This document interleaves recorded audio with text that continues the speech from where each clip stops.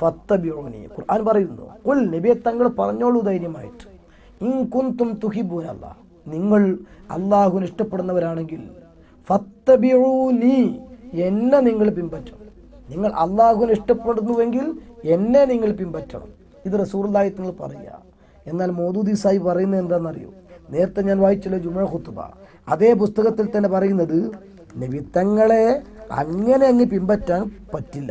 പിന്നെ അദ്ദേഹം പറയുക, നബി സല്ലല്ലാഹു അലൈഹി വസല്ലം ഒരേ അവസരത്തിൽ തന്നെ ഒരു പ്രവാചകനും ഒരു മനുഷ്യനുമായിരുന്നു.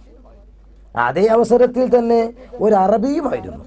ഒരു പ്രത്യേക കാലഘട്ടത്തിലും പ്രത്യേക സാമൂഹ്യ പരിതസ്ഥിതിയിലുമായിരുന്നു ജീവിച്ചിരുന്നത്.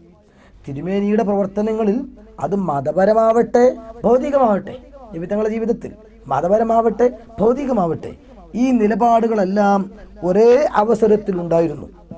ഈ വ്യത്യസ്ത നിലപാടുകൾ സങ്കരമായി നിലനിന്നിരുന്നതിനാൽ തിരുമേനിയുടെ ഏതെങ്കിലും ഒരു പ്രവർത്തനത്തിൽ ഏതംശമാണ് ശറഈയായ തെളിവായി തീരാൻ പര്യാപ്തമായവ, പ്രവാചകത്വ പദവിയുമായി ബന്ധപ്പെട്ടത് എന്നും ഏതംശമാണ് അതിന് പര്യാപ്തമല്ലാത്ത ഇതര നിലപാടുകളുമായിട്ട് ബന്ധപ്പെട്ടത് എന്നും വിവേചിച്ച് മനസ്സിലാക്കുക വളരെ പ്രയാസകരമാണ്. സുബ്ഹാനല്ലാഹ്. റസൂലുള്ളാഹി തങ്ങളുടെ ജീവിതം, അത് ഏതാണ് നല്ലത്, ഏതാണ് ചീത്ത, ഏതാണ് ഇപ്പോൾ ഉൾക്കൊള്ളേണ്ടത്, ഏതാ തള്ളേണ്ടത് എന്നൊക്കെ വിവേചിച്ചറിയുക എന്നത് വളരെ വിഷമം പിടിച്ച കാര്യമാണ്. ബഹുമാനപ്പെട്ട റസൂലുള്ളാഹി തങ്ങളെ പറ്റി പറയാം. ഇതിപ്പോൾ പ്രവാചകന്മാരുള്ള വിശ്വാസത്തിൻ്റെ 2-3 സാമ്പിളുകൾ മാത്രമാണ് ഇപ്പോൾ ഞാൻ പറഞ്ഞത്. ഇനി നമ്മളിങ്ങനെ അങ്ങോട്ട് പരിശോധിച്ച് നോക്കിയാൽ ബഹുമാനപ്പെട്ട റസൂലുള്ളാഹി തങ്ങളെ പറ്റി മാത്രമല്ല സ്വഹാബത്തിനെ കുറിച്ചും ഒക്കെ ഇങ്ങനെ തന്നെയാണ്. ഇതിപ്പോൾ ഞാൻ മലയാളം വായിച്ചു. ഇത് നോക്കിക്കോ നിങ്ങൾ, തഫ്ഹീമാത്ത് എന്ന് പറയുന്ന അബുൽ ആല മൗദൂദിയുടെ ഗ്രന്ഥമാണിത്.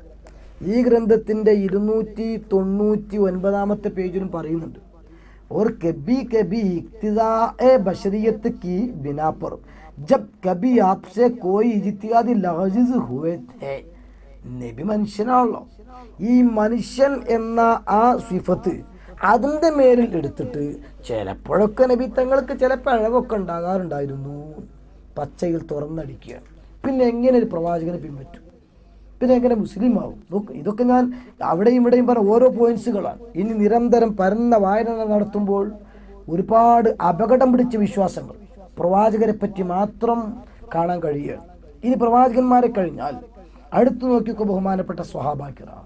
ഈ സ്വഹാബാക്കിറാമിനെ സംബന്ധിച്ചാണെങ്കിലോ ഇതുപോലെ റസൂലുള്ളാഹിയെ സംബന്ധിച്ച് ഇത്രത്തോളം പറയുന്നവർക്ക് സ്വഹാബത്തെ സംബന്ധിച്ചിടത്തോളം പ്രശ്നമുള്ള കാര്യമല്ല. ഞാൻ സാമ്പിളിൽ ഒന്ന് വായിക്കാം. ഇത് IPH പുറത്തിറക്കുന്ന ഫിഖ്ഹ് സുന്ന, ജമാഅത്ത് ഇസ്ലാമിയുടെ പ്രവർത്തകന്മാർക്ക് കർമ്മശാസ്ത്രം പഠിപ്പിക്കാൻ വേണ്ടി ഇറക്കുന്ന ഗ്രന്ഥം. ഈ ഗ്രന്ഥത്തിൽ വിഷയം ഇങ്ങനെ ചർച്ച ചെയ്ത ശേഷം പറയുന്നത്, ചുരുക്കത്തിൽ ആദ്യത്തെ തക്ബീറിൽ ഒഴികെ മയ്യിത്ത് നിസ്കാരത്തെ സംബന്ധിച്ച് പറയാം, പ്രമാണയോഗ്യമായ ഒന്നും നബിയിൽ നിന്ന് സ്ഥിരപ്പെട്ടിട്ടില്ല. സ്വഹാബികളുടെ വാക്കുകളും പ്രവൃത്തികളും ആണെങ്കിൽ അവ മതിയായ തെളിവും അല്ല. നഊദുബില്ലാഹ്. മയ്യിത്ത് നിസ്കാരത്തിൻ്റെ 2ാമത്തെ തക്ബീറിൽ പ്രമാണയോഗ്യമായി ഒന്നും നബിയിൽ നിന്ന് വന്നിട്ടില്ല. സ്വഹാബത്തിൻ്റെ വാക്കും പ്രവൃത്തിയുമാണെങ്കിലോ അവ മതിയായ തെളിവും അല്ല.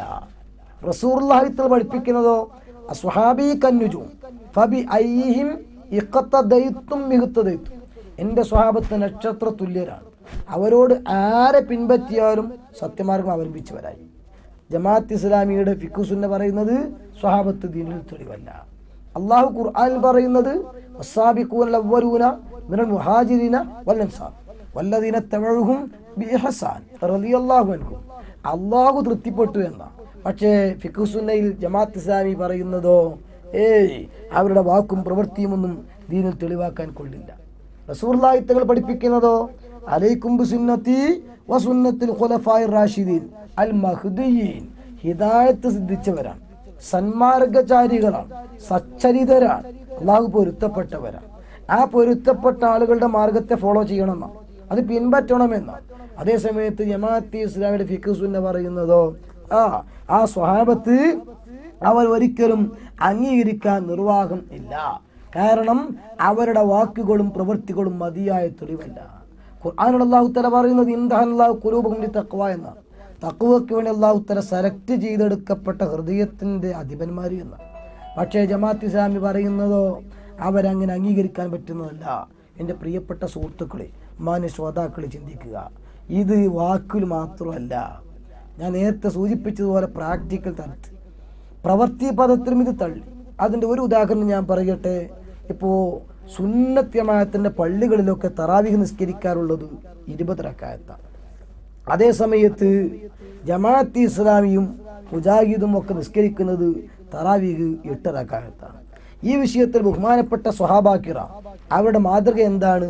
മൗദൂദി സാഹിബ് തന്നെ പറയുന്നത് റസായിലോ മസായിൽ ചോദ്യോത്തരമാണ്.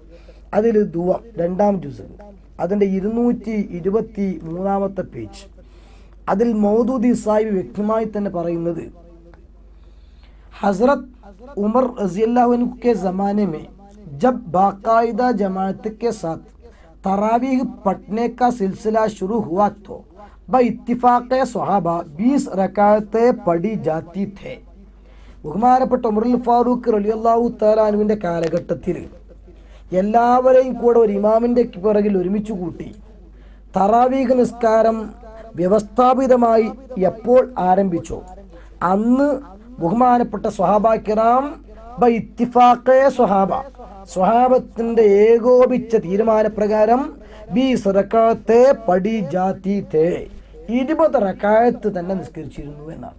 ഇത് ബഹുമാനപ്പെട്ട AP ഉസ്താദ് എഴുതിയതല്ല, താജുൽ ഉലമ ഉള്ളാൾത്തങ്ങൾ എഴുതിയതല്ല, പേരോട് ഉസ്താദോ പൊന്മുള ഉസ്താദോ ചെറിയപ്പി ഉസ്താദോ എഴുതിയതല്ല, പോട്ടെ സംശൽമ ഈക്ക് എഴുതിയതല്ല, ശിഹാബുദ്ദീൻ അവതാരക എഴുതി കൊടുത്തതല്ല. ഇത് സാക്ഷാൽ അബുല്ലാല മൗദൂദി അദ്ദേഹത്തോട് ചോദിക്കുന്ന ചോദ്യങ്ങൾക്ക് മറുപടി കൊടുത്തത് അവർ തന്നെ പ്രസിദ്ധീകരിക്കുന്ന റസായിലോ മസായിലാണ്. നിഷ്പക്ഷമായി ചിന്തിക്കുന്ന ജമാഅത്ത് ഇസ്ലാമിയിൽ ഉള്ള സുഹൃത്തുക്കളോടാണ് ഞാൻ പ്രത്യേകം പറയുന്നത്. അല്ലെങ്കിൽ അവരെ സംബന്ധിച്ച് നല്ലതാണെന്ന് അഭിപ്രായപ്പെടുന്ന ഏതെങ്കിലുമൊക്കെ ആളുകൾ, അല്ലെങ്കിൽ ഈ സുന്നി മുസ്ലിയാക്കന്മാർ അവരെ വെറുതെ കണ്ട് വിമർശിക്കുന്നു എന്ന് അഭിപ്രായപ്പെടുന്ന ആളുകൾ, നിങ്ങളോട് ഞാൻ ആവശ്യപ്പെടുന്നു, മൗദൂദി തന്നെ പറയുന്നു സ്വഹാബത്തിന്റെ ഇജ്മാ ഉണ്ട് 20 റക്അത്തിൽ എന്ന്. എങ്കിൽ പിന്നെ ഇവിടെ നിന്ന് കിട്ടിയിട്ട് പോരാ. ഓർ ഉസീക്കി പൈറവി, അതിനെ തന്നെ പിൻപറ്റിയിട്ട് ഹസ്രത്ത് ഉസ്മാൻ റളിയല്ലാഹു അൻഹു और हजरत अली रज़ियल्लाहु अन्हु के ज़माने में भी हुई. ആ ഉസ്മാൻ അവരുടെ കാലഘട്ടത്തിലും അലി റളിയല്ലാഹു അൻഹുവിന്റെ കാലഘട്ടത്തിലും ഈ പറഞ്ഞ 20 റക്അത്ത് തന്നെ നിസ്കരിച്ചിരുന്നു. പിന്നെ പറയാ तीनों खुलफा का इस पर इत्तिफाक और फिर सहाबा का उसमें इख्तिलाफ न करना ये साबित करता है. ശേഷം വന്ന 3 ഖലീഫമാരും ശേഷം വന്ന 3 ആളുകളും ഇത് തന്നെ ഈ 20 റക്അത്ത് തന്നെ നിസ്കരിച്ചതിൽ നിന്ന് ഒരു കാര്യം സ്ഥിരപ്പെട്ടു വരും. എന്താണത്? എന്തൊന്നാ?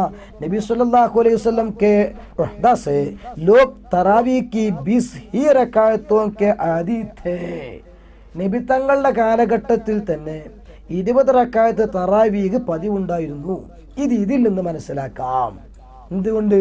സ്വഹാബാ കിറാം എല്ലാവരും കൂടെ ഒത്തു സമ്മതിച്ച വിഷയം ഇതാണെങ്കിൽ പിന്നെ 20 റക്അത്ത് ഉണ്ട് എന്നതിന് വേറെ തെളിവ് ആവശ്യമില്ലല്ലോ.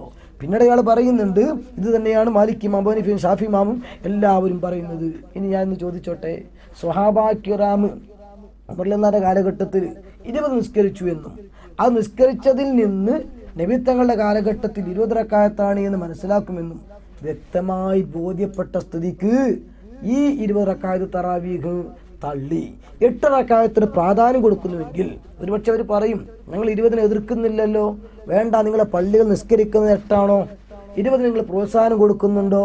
20 നിങ്ങൾ പ്രോത്സാഹനം കൊടുക്കാതെ 8 പ്രോത്സാഹനം കൊടുക്കുന്നുവെങ്കിൽ ഞാൻ പറയുന്നു ബഹുമാനപ്പെട്ട സ്വഹാബാ കിറാമിനെ പ്രവൃത്തി തലത്തിൽ തന്നെ തള്ളിയതിൻ്റെ ഒരു സാമ്പിളാണ്. ഇനി രണ്ടാം, അത് മൗദൂദി സാഹിബിന്റെ കിതാബിൽ നിന്നാണ് ഇപ്പം ഞാൻ ഉദ്ധരിച്ചത്.